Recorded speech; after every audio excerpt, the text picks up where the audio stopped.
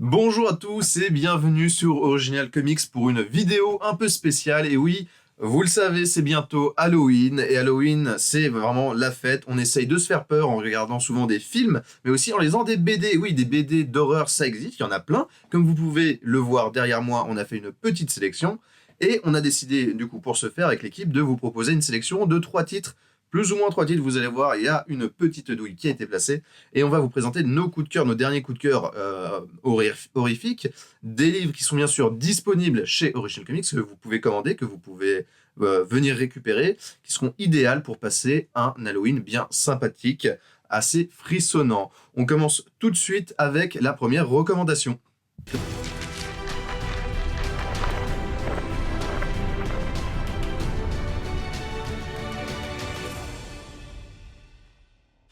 Et pour la première recommandation, il y a déjà une petite tricherie, je vous l'avoue, puisque je ne vais pas vous parler d'une œuvre, mais d'un auteur en général.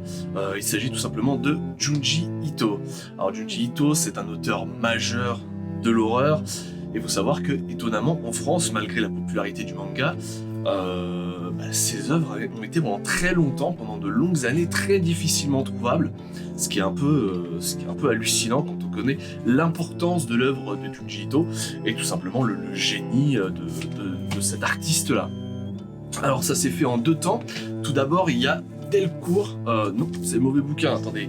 Voilà, tac, Delcourt, c'est mieux, qui disposait déjà de quelques licences de Junji Ito, notamment Spiral, donc Uzumaki dans sa version originale, qui malheureusement actuellement est en réimpression. Donc c'est à mon sens la plus grande œuvre de Junji Ito. J'espère qu'elle sera à nouveau dispo pour être sous le sapin d'ici la fin de l'année. On verra bien, croisons les doigts. Mais sinon, ils ont ressorti une autre œuvre de Junji Ito des années 2000, je crois que c'est 2004, c'est Kyo. Donc ça aussi, jetez-vous dessus. Ce qui est intéressant, c'est qu'ils ont fait un superbe travail d'édition. C'est vraiment de superbes éditions prestige. Donc Kyo, pour pas vous spoiler, faire rapide, c'est tout simplement des poissons géants mutants qui bouffent les gens. Voilà. Donc c'est un résumé parfait pour Halloween, pour un récit d'Halloween. Évidemment, ça se résume pas à ça. Et c'est évidemment fait avec le génie absolu, l'univers graphique génial de Junji Ito.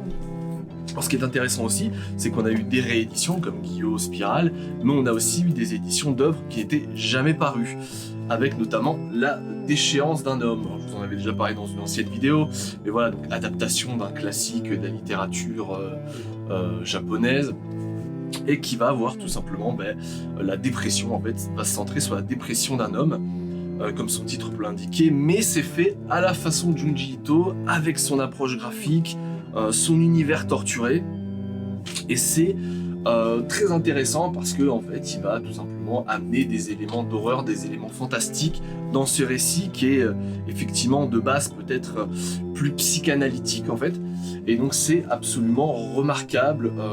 2 tomes sont déjà parus chez nous.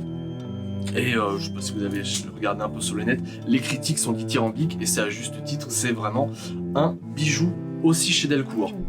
Alors, dans un deuxième temps, le retour en 2021, l'année providentielle pour Junji Ito en France, ça s'est fait aussi via Mangetsu. Mangetsu, qui est un tout nouvel éditeur qui est arrivé cette année sur le marché et qui a tout simplement signé un contrat avec Junji Ito. Donc, hormis les œuvres dont je vous ai parlé chez Delcourt, tout le reste, l'intégralité de l'œuvre de Junji Ito sera chez cet éditeur-là dorénavant. Donc ça, c'est vraiment intéressant parce que ça assure les fans d'horreur comme moi et tout simplement les fans d'œuvres majeures, d'artistes de génie, d'avoir ce qu'il faut ces prochains mois à se mettre sous la dent. Donc leur première sortie, c'était Tomie. Tomie, c'est le premier grand chef-d'œuvre de Junji Ito qu'il a écrit donc en parallèle de son métier de dentiste, parce qu'il faut savoir que Junji Ito était dentiste à la base avant de se lancer pleinement dans le manga.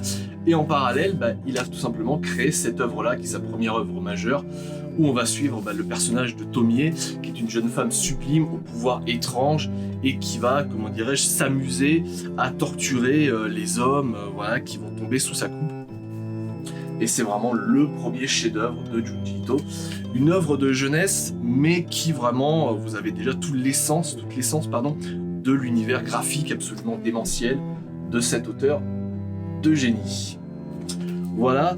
Alors, malheureusement, je ne vais pas l'avoir sous la main Mais ce qu'on peut noter aussi chez Mangetsu, c'est que là, encore une fois, un peu comme la déchéance d'un homme chez Delcourt, la sortie d'un récit qui était totalement inédit chez nous, à savoir Sensor, pareil, hein, dans une superbe édition comme ça, cartonnée, donc qui est un récit qui a été prépublié entre 2018 et 2019, qui d'ailleurs est assez intéressant puisqu'il fait vraiment écho à Tomie dans ce concept voilà, de la femme fatale, etc. Donc c'est vraiment intéressant, pour le coup, en termes d'éditorial.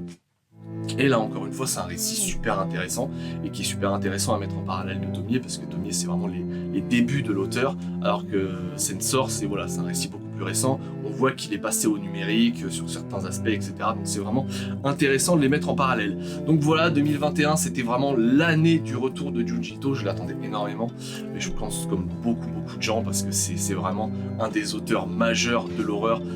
Peu importe le média, peu importe le type de bande dessinée, c'est vraiment un génie. Donc n'hésitez pas, s'il y a vraiment des lectures à avoir pour Halloween, c'est les lectures signées Junji Ito. Et deuxième présentation des comics d'horreur spécial Halloween. Et moi du coup j'ai décidé de vous présenter la saga Gideon Falls de Jeff Lemire et Andrea Sorrentino. Alors peut-être que vous en avez déjà entendu parler, parce que c'est quand même maintenant une série qui est très connue, surtout Jeff Lemire est maintenant un des grands auteurs de la bande dessinée américaine, qui avait déjà, vous l'avez peut-être reconnu, c'est lui l'auteur de Sweet Tooth, qui a été adapté récemment sur Netflix, et avant ça, en fait, il s'était fait notamment connaître chez les Big Two, en travaillant avec le dessinateur qui nous intéresse aujourd'hui, Andrea Sorrentino, avec qui ils avaient réalisé déjà du Green Arrow et du Holman Logan. Du coup, dans Gideon Falls, en fait, ça va être une série un petit peu particulière qui va venir s'intéresser en fait à deux personnages. Un prêtre qui vient d'arriver dans une nouvelle paroisse, dans une ville un petit peu perdue au plein milieu des États-Unis, qui va commencer à voir apparaître dans cette paroisse des éléments un petit peu surnaturels, des formes d'apparition très étranges, qui va commencer à mener un petit peu l'enquête pour découvrir ce qu'il en retourne. Tout cela tourne autour d'une étrange grange noire qui semblerait être reliée à tout ça.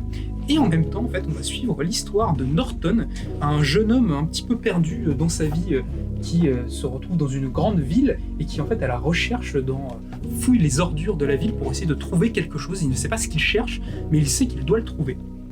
Et qui va lui aussi partir dans une grande enquête. Et ces deux intrigues vont petit à petit se rejoindre et se former pour nous montrer un petit peu les ténèbres et les coulisses du monde de Gideon Falls. Alors c'est vraiment superbe.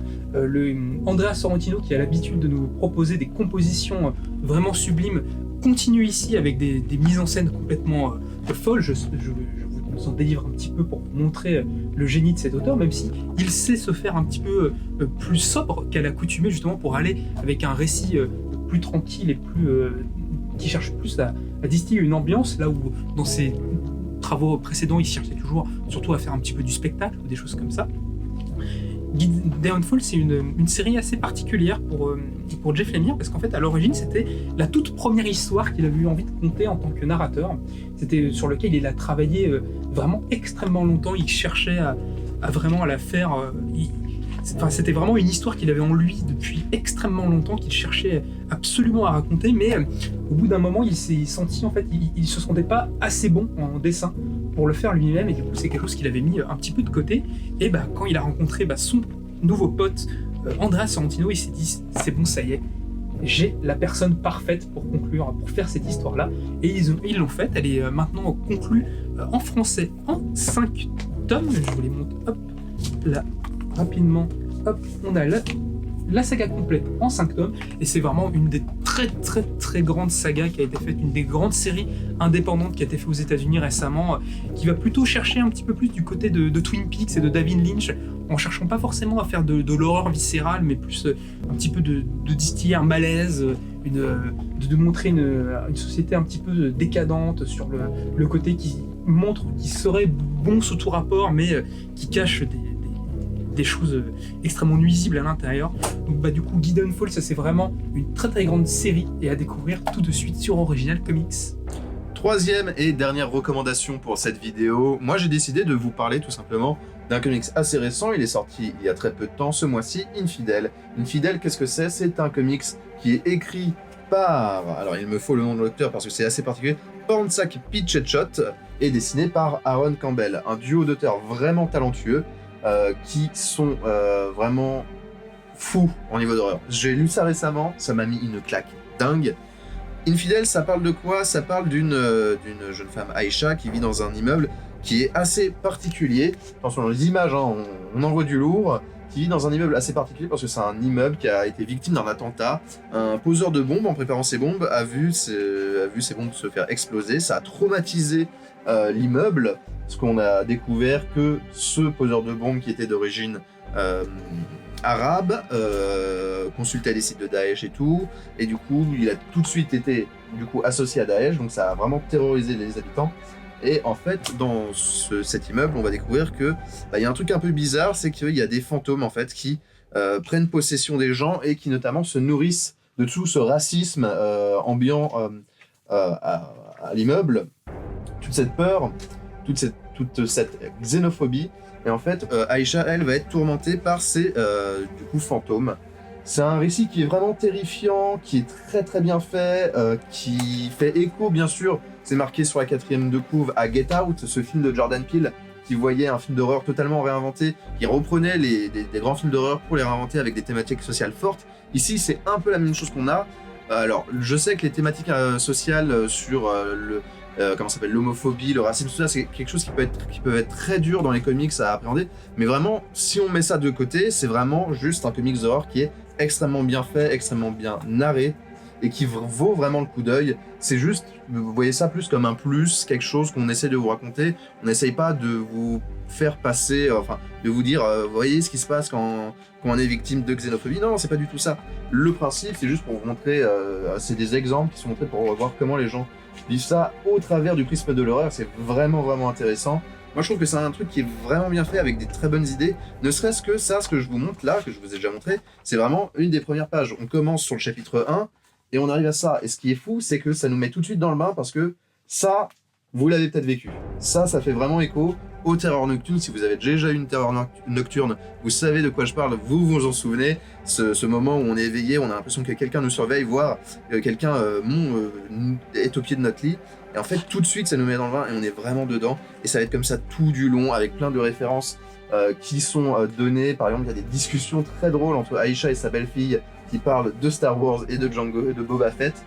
Et vraiment, c'est un comics qui vaut le détour, qui est vraiment génial. C'est rare de voir une œuvre comme ça, une œuvre aussi touchante dans l'horreur, qui fait peur mais qui en même temps touche un peu notre sensibilité. Donc je vous le recommande énormément, Infidèle. En plus, c'est un comics qui a mis un peu de temps à arriver, mais on a l'espoir que Pornchak Pixelshot, le nom est dur à dire, désolé, qui fait en ce moment le très très bon The Good Asian arrive vite, donc si vous l'achetez, peut-être que ça poussera Urban à éditer The Good Asian, ça ne serait pas une mauvaise chose.